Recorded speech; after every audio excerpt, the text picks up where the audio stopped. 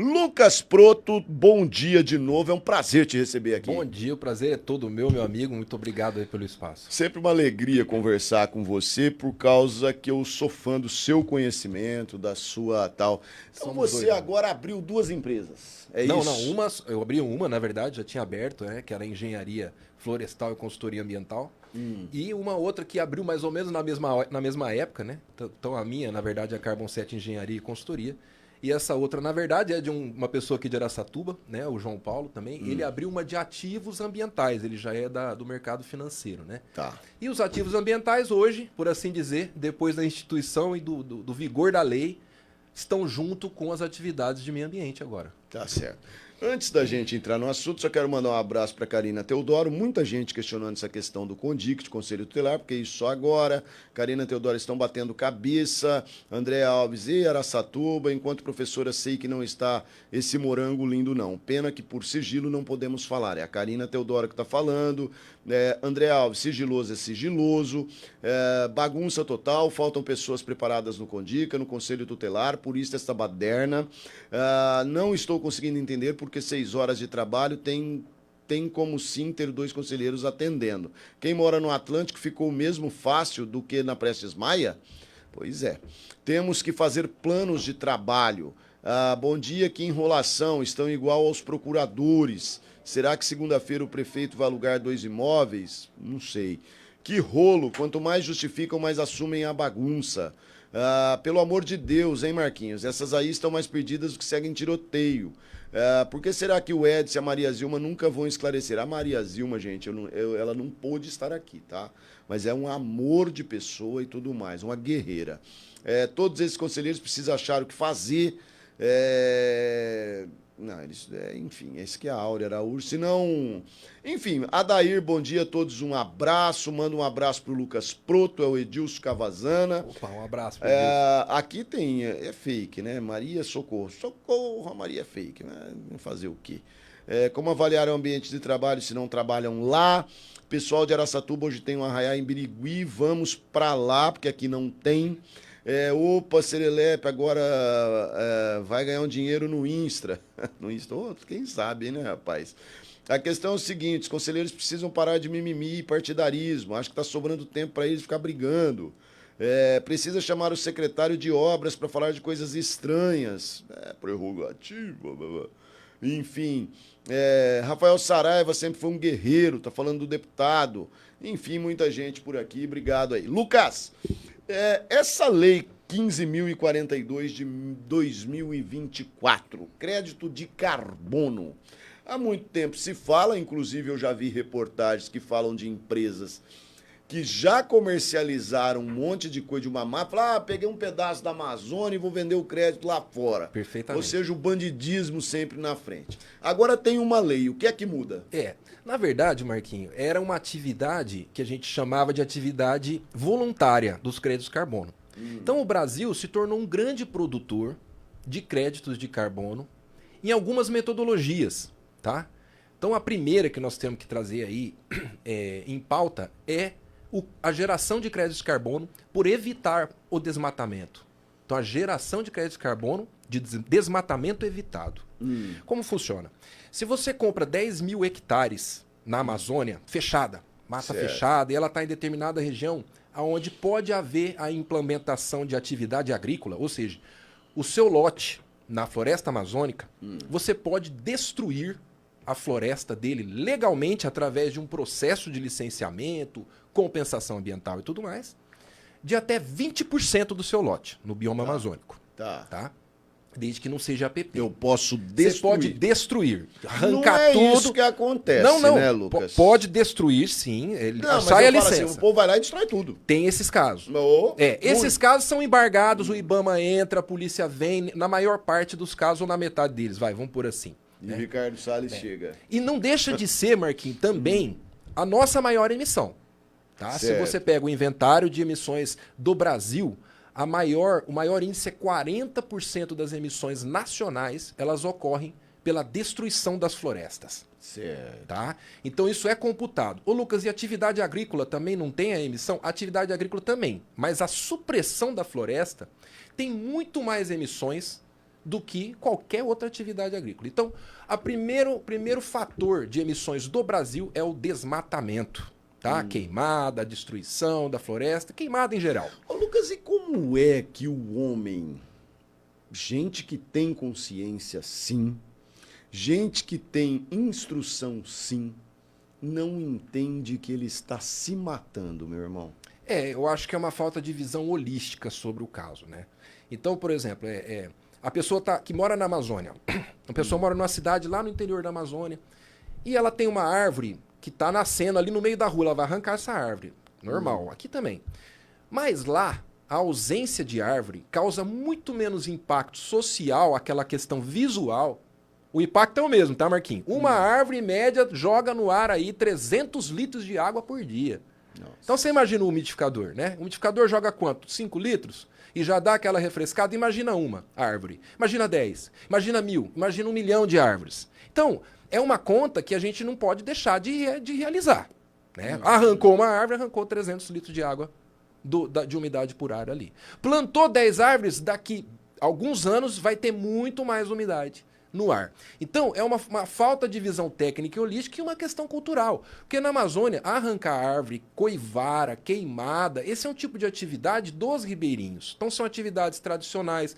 Os indígenas praticam, os ribeirinhos praticam, e por conseguinte isso foi evoluindo. Então, aquelas atividades agrícolas que foram crescendo, foram ampliando e praticando a mesma forma. Coivara, limpezas mais impactantes e tudo mais. Por fim, é ruim, é impactante, tem esse dados, tem esse número e hoje tem a legislação. E a conta chegou. A conta chegou.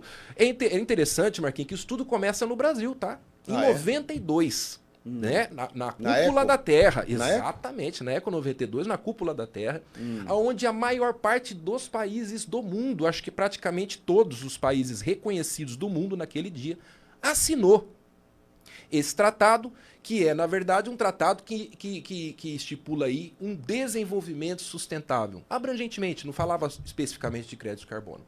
Já no protocolo de Kyoto, em 97, ele desenvolve um sistema de um comércio de carbono, na qual é o Cap and Trade, que eles falam que é o seguinte: você fabrica energia, tá? Energia é o segundo ponto, tá? Então, por exemplo, aqui em Araçatuba, que não tem floresta, ninguém desmata, qual é a maior emissão da região, Lucas? Energia. E energia não é energia elétrica, não. Tá? Energia elétrica das hidrelétricas geram até créditos de carbono hoje. Tá? Já gerava, mas agora vai continuar gerando. Apesar de ter suas emissões. Mas qual que é essa conta, Lucas? Essa conta é baseada em uma NBR internacional que estipula essas alocações de emissões. Então, por exemplo, você tem um carro a gasolina, você emite X. A partir do momento que você põe álcool, você emite X menos 10. Né? De gases do efeito estufa. Esses gases do efeito estufa não é só carbono. Tem metano, tem enxofre, vários outros gases. Mas a atividade e a resposta é a mesma. Né? Ô Lucas, tá. E aí agora com essa lei, como é que essa lei impacta, por exemplo, as indústrias aqui, em Araçatuba? Vamos trazer para o nosso quintal. Hoje, ela, por assim dizer, ela abre a porta do mercado. Tá? Existe muita regulamentação a ser feita, inclusive a maior parte dela já está estipulada na própria lei. Tá? Então, por exemplo, tem que ter um programa de alocação de emissões, ainda não tem, mas vai ser feito, a lei já obriga, né? E diversos outros mecanismos estaduais para suas regulamentações adequadas para implementar. Bom, chegamos em Araçatuba. Araçatuba, nossa atividade de maior, de todos, tá? Não é só do município, a administração e tudo mais, de todos nós. São as emissões por energia, especificamente do transporte. Tá? Porque aí a gente entra o quê? A questão do transporte coletivo. Quem usa, a maior parte usa? Não usa. Tá, mas não. Mas a questão do carro, do veículo, de cada um. Você olha no trânsito assim, ó, você vai ver a maior parte dos carros é uma pessoa só dirigindo. Então, cada uma pessoa tem uma quantidade de emissão interessante. As pessoas vão ter que pagar crédito de carbono? Como assim? Não. Isso ainda não chegou às pessoas. Isso acredito que sim, não sei se nós vamos estar vivos para ver. Mas a questão indústrias, empresas, inclusive não distinguem entre privada e pública, ou seja, as públicas estão dentro, tá? ela só exclui a atividade agropecuária primária, tá? Que é a produção de alimento e de grãos para fazer a alimentação dos nossos alimentos, do gado, da piscicultura e tudo mais. Tirar leite. Tiraram isso aí da lei. Lá na Europa tem. Aqui no Brasil não ia aprovar o sistema brasileiro se ficasse a agropecuária. Por diversos motivos, questões políticas, questões ideológicas, mas também questões técnicas. Eles apresentam questões técnicas. Então, por exemplo, se você pratica aí a pecuária de baixo carbono, você não tem as mesmas emissões do que aquela pessoa que pratica a pecuária convencional. Tá? Vou dar um exemplo a Dreyfus, a gente fez um contato com eles referente à agricultura regenerativa que eles estão trabalhando, de um produto nosso, que é do Blue Carbon, é do carbono azul, carbono criado em ambientes aquáticos, e algas marinhas, algas aquáticas e águas de água doce, que geram crédito de carbono. Tá? Essas próprias algas elas vão transformar a agricultura em agricultura regenerativa, que nada mais é do que devolver 50% de matéria orgânica nutritiva no solo, que é o que existia quando o solo era florestal. Ô, Lucas, minha camiseta é de algodão normal. Algodão orgânico e algodão de baixo impacto e algodão de agricultura regenerativa ainda não são um mercado aqui no Brasil, apesar de ter. A Europa já procura. Então a Dreyfus planta aqui esse algodão especificamente porque os produtos dela é oriundo dessa atividade certificada. Certo. Ela faz a plantação certificada e tal. E agora esses créditos de carbono, aqui, para ser bem objetivo, essas empresas daqui de Araçatuba, elas já começam a ter compromisso de pagar alguma coisa? Todas as empresas, todas, público ou privada, fora a agricultura... Seja qual ramo for? Fora a atividade de agricultura primária, que é o que eles excluem, inclusive, no inciso 2º, no parágrafo 2º do primeiro artigo. Tá? E isso foi para aprovar. E aprovou, tá tudo bem. Depois vai ter as regulamentações, um dia isso vai ser enquadrado, igual está acontecendo com a Europa. Ainda. Por enquanto não. Tá? As outras atividades que tenha emissões de 10 mil toneladas de carbono por ano até 25 mil toneladas de carbono por ano, tem que reportar as suas emissões ao Sistema Nacional de Comércio de Emissões. Tá? Aquelas que têm 25 mil toneladas ano ou mais, terão que reportar, criar um plano de descarbonização, e aí, se ela não tiver condição de descarbonizar até atingir esses 25, ela tem que comprar créditos de carbono para neutralizar as suas emissões. Isso já é praticado na Europa, já é praticado no Canadá, na Austrália, nos Estados Unidos. Como é que era o golpe que estavam dando aqui? Os caras pegavam as empresas do exterior e vendiam o crédito da Amazônia, não é? E era área pública, Teve não era isso? diversos golpes, não é só aqui. O que você está falando são 2 golpes distintos. Certo. Teve o primeiro de um grande empreendedor de crédito de carbono nacional que tinha um problema com terra. Tá? Então era uma questão fundiária, não tinha nada a ver com o projeto de crédito de carbono, não tinha nada a ver com a atividade, mas a questão fundiária foi o que deu um problema nessa grande atividade de geração. E o outro problema, Marquinhos, que você está falando, é que algumas certificadoras de baixa credibilidade emitiam esses créditos e criaram um sistema de token. Claro que esse é o caminho para a transferência, né, internacional do título de crédito de carbono, que nada mais é do que um título mobiliário, transferível, exequível, nominável, né?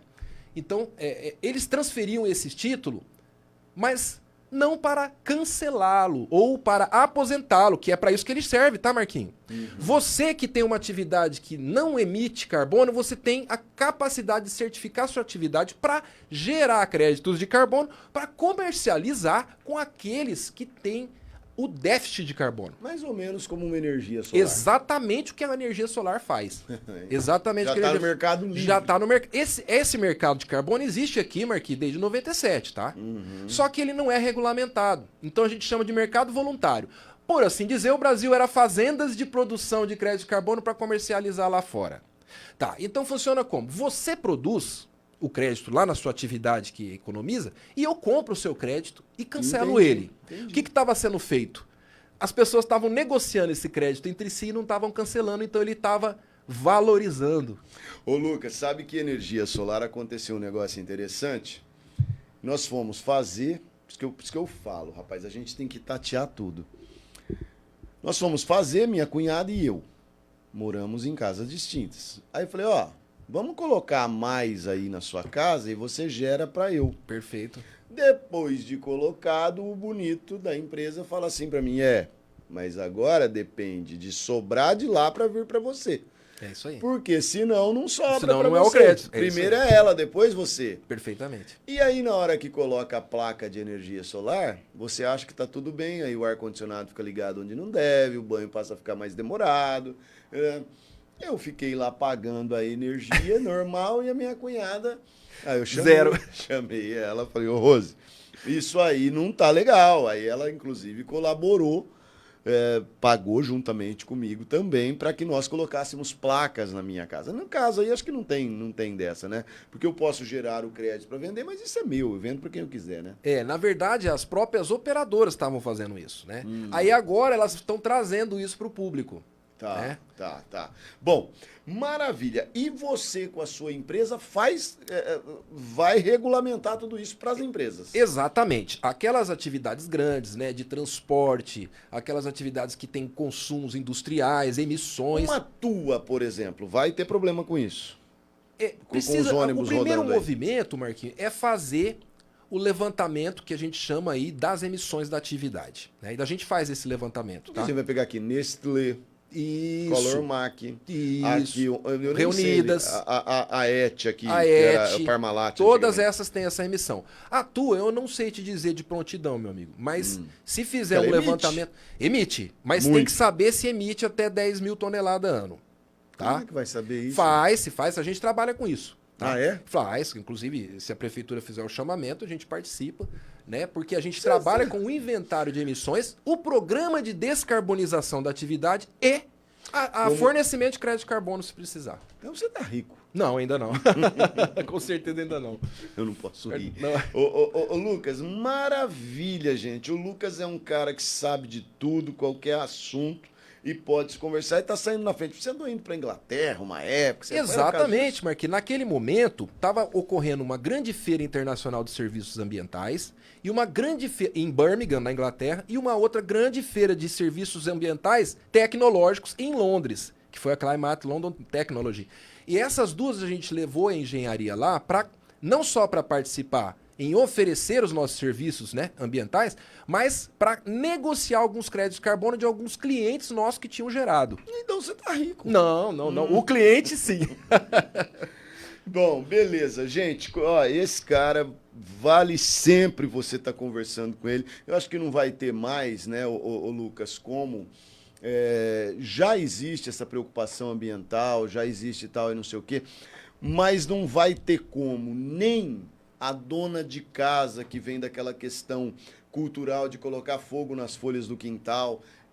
Essa mudança de comportamento, ela tem que ser cada vez mais gritante. E ela será pela força da natureza, que está já aí batendo a nossa porta aí, falando, olha o que você está fazendo com o mundo aqui que eu te dei, ó.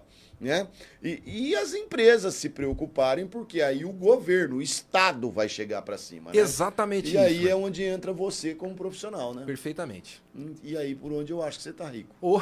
Ainda não. Porque vão ter que fazer. Veja, o Júlio Braga, sempre tá na nossa live aqui também, ele abriu, eu achei sensacional, ele abriu uma empresa, faz tempo isso, acho que faz mais de 10 anos, ele abriu uma empresa para fazer a licença de CETESB. Perfeitamente, a gente trabalha com isso. Ganha grana com isso, ele ganha maior grana. E quer dizer, você está dando um passo à frente que você já está de olho no carbono. Já estou com ele pronto. Porque não é fácil. Não. Não é fácil. Não. A empresa mesmo não adianta querer mexer com isso. Não vai conseguir. Marquinhos, eu estudo carbono desde a faculdade. Tá? Principalmente por conta da atividade do exterior em comprar os produtos aqui na nação, que a gente produz crédito de carbono também desde 97. Tá. Lucas, eu vou te fazer uma pergunta. Não quero te colocar em saia justa, você é um amigo querido, uma pessoa que eu sempre me socorre quando das minhas dúvidas aí e tal. Claro. Eu vou te fazer uma pergunta, você fica bem à vontade para responder ou não. Você foi secretário do Meio Ambiente, não quero te colocar em conflito. Aliás, dizem até que foi o Lucas Anata que te indicou para o dilador, é verdade isso? Me disseram isso também, o Lucas nunca me falou nada. Na verdade, o Lucas é uma das pessoas que eu já conheci anteriormente. Então você vê que eu não estou falando besteira. Não, pode não ser. Porque, na verdade, isso aí me falaram esse ano. Ah, Esse ano já. o Esse Lucas ano, Zanata nunca te falou nada. Nunca me falou nada. A gente sempre se deu muito bem. A gente sempre conversa sobre questões ambientais também. Sempre, desde muito tempo. Ele tá precisando conversar com você, então. Eu tô à disposição. É. Não, a gente se conversa, não tem problema. Mas Por que não continuar o Lucas? Não, eu entendo que cada um tem o seu Claro, projeto claro. de caminhar aí, né? Aí deixa eu falar uma coisa. Qual é a sua opinião enquanto secretário da Mata Ciliar, que atendia os animais silvestres aqui por contrato com a prefeitura? Agora atende por vontade própria. A secretária atual, ela fez um laudo, um relatório denunciando medicamentos vencidos, o ambiente inadequado para os bichos e tal. O que você pode nos dizer dos 7, 8 anos aí que você ficou à frente da secretaria de relacionamento com a Mata Ciliar? A Mata Ciliar, Marquinhos, ela começou... Onde apareceu a Mata Ciliar? Na verdade, existia um grande movimento no estado, tá? Da Polícia Ambiental, junto com o Ministério Público do Meio Ambiente, em fazer os municípios cumprirem a legislação de 2005, que nos enquadra em tutoria do animal silvestre desprovido, aquele animal que foi atropelado, que passou por maus tratos. Certo. Bom, ele tá ali e vai ficar morrendo ali? Não. Aí, então, quem cuida disso? O município é partícipe em cuidar disso. Ele tem uma participação, assim como o Estado e o governo federal, tá? Então, o que era feito, Lucas? Aqui a gente não pode esquecer que tinha o jardim zoológico, tinha o zoológico, né? A gente também não pode esquecer que hoje já não é mais o zoológico, como nós tínhamos quando era criança, jogava pipoca pro macaco, tinha um elefante. Hoje é tudo completamente diferente. Elefante acho que não chegou. Não tem mais, não. Mas eu digo assim, por exemplo, elefante não tem e não vai ter. Por quê? Porque em 2010, graças a Deus, a nação proibiu os circos de carregarem animais por aí. Pode ver que não tem mais o leão que pula na coisa, o elefante, aquela coisa, exceto com algumas atividades extremamente licenciadas que conseguem licença do IBAMA e tudo mais. Nunca mais vi. Mas era assim que se criavam os parques zoológicos, Marquinho. Certo. O circo passava, o leão tava manco, deixa o leão aí. O elefante tá com o olho furado, deixa o elefante. Era uma coisa mais ou menos dessa forma que era feita, né? A partir desse movimento, isso acabou. E depois veio essas regulamentações, depois de 2005, na qual o município tinha que ajudar e auxiliar no desenvolvimento desses animais da fauna silvestre que sofriam maus tratos ali, o atropelamento, queimada. Com isso, os zoológicos, principalmente o de Araçatuba, foi se morrendo os animais ao decorrer do tempo, né? Aqueles animais exóticos que existiam antigamente, nos anos 80, 90, e hoje tem somente animais da fauna nativa, tá? No local. Então, começou a chegar notificações do MP, eu até tenho essa notificação até hoje, questionando o que o município estava fazendo por esses animais. Tá?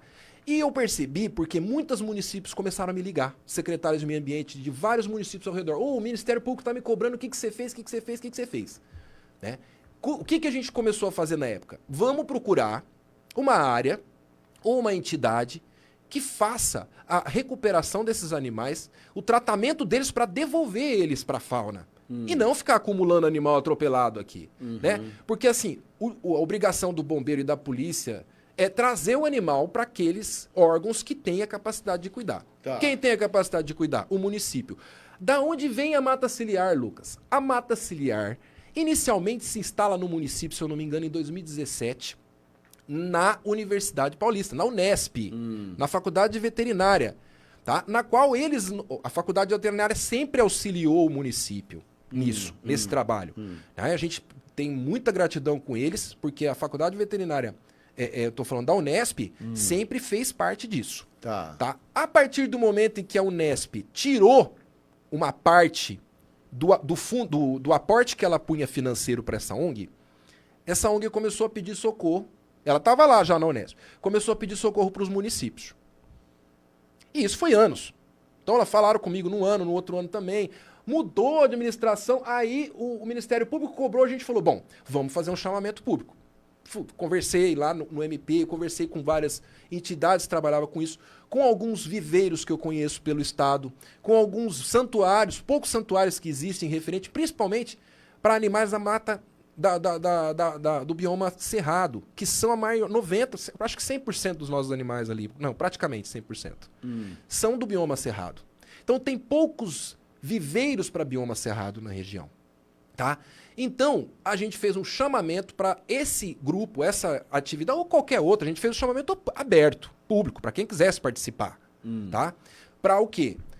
Captura, reabilitação e soltura dos animais que chegarem pela polícia e pelo zoológico e pelo bombeiro, assim como reabilitação e soltura da maior parte dos animais que for possível que estão lá dentro do zoológico. Tá, mas o que eu quero saber é o seguinte, sempre trabalharam direitinho?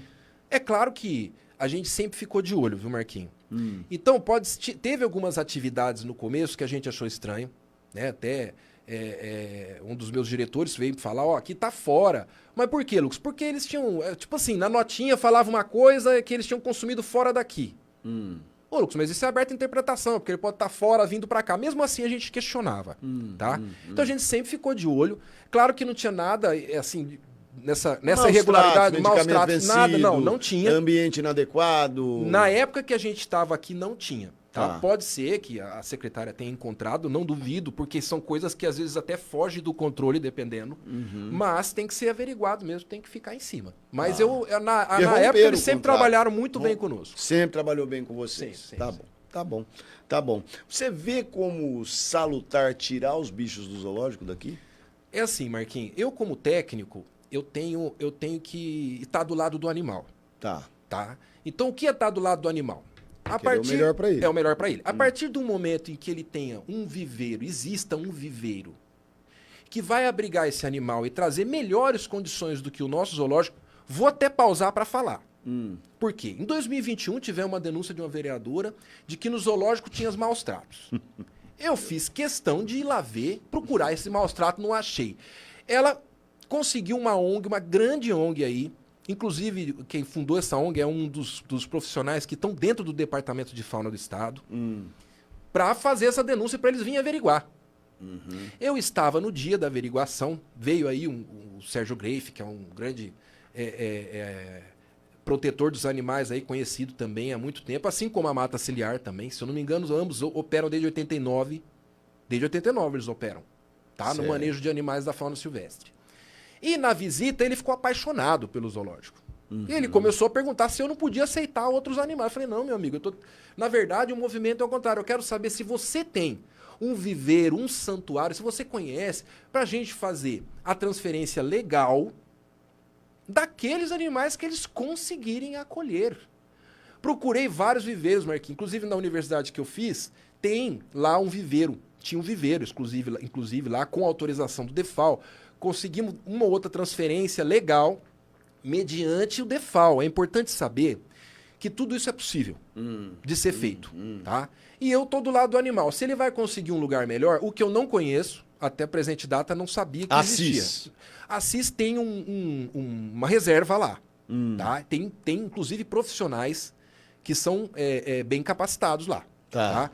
Então, se eles têm essa relação com o DEFAL, tudo tem que partir do DEFAL também. Sem o Departamento de Fauna do Estado, nada é feito. Desde a transferência até o próprio transfer. Então, existe um documento para autorizar, tirar ele daqui, um documento para transferir ele até o local e um documento para aceitar ele no local. Tem que estar certo e lá tem que enquadrar todos os animais, ou a maior parte possível. Então, sou favorável desde que tenha um lugar melhor. E eu, até presente data, não me apresentaram. Pode ser que esteja sendo construído. Assis não seria esse lugar. Pode ser que tenha. Na época não tinha, tá? Pode ser que hoje está sendo construído. Pode ser que vagou. Alguns animais foram soltos e vagou espaço. E que isso vai ocorrer aí dentro da legislação, né? Precisando de todas essas licenças. Querido, eu não tenho mais tempo. Juliano Davids Alves me aguarda e eu preciso. É essencial a minha ida lá. Eu peço 1000 desculpas por fazer você aguardar tanto tempo. Essa questão do Condica era uma questão tal, e eu marquei com você, sempre muito gentil, de nos atender e trazer luz. Esse cara aqui, eu acho... você, Silvana, Tadeu, Carmen Guari, eu acho assim que é um absurdo não estar em qualquer administração, porque os prefeitos, eu não estou falando somente daqui, eu estou falando de toda a região, um cara desse, ele só vai somar e dar tranquilidade a todos nós, sei o que vocês fizeram pelo nosso aterro sanitário e tudo mais. Obrigado, parceirão. Agradeço, meu Você amigo. volta sempre aqui, viu? Sempre nosso sempre à disposição, convidado sempre uma especial. honra. É o cara, o Lucas Proto é o cara, ó. O Zé Rubens está te mandando um abraço aqui, né? Antes da gente encerrar... Posso falar uma coisa? Vai Marquinhos? lá, vai Vou lá. falar sobre... Vou fazer uma palestra na Associação dos Engenheiros, dia 16 de junho.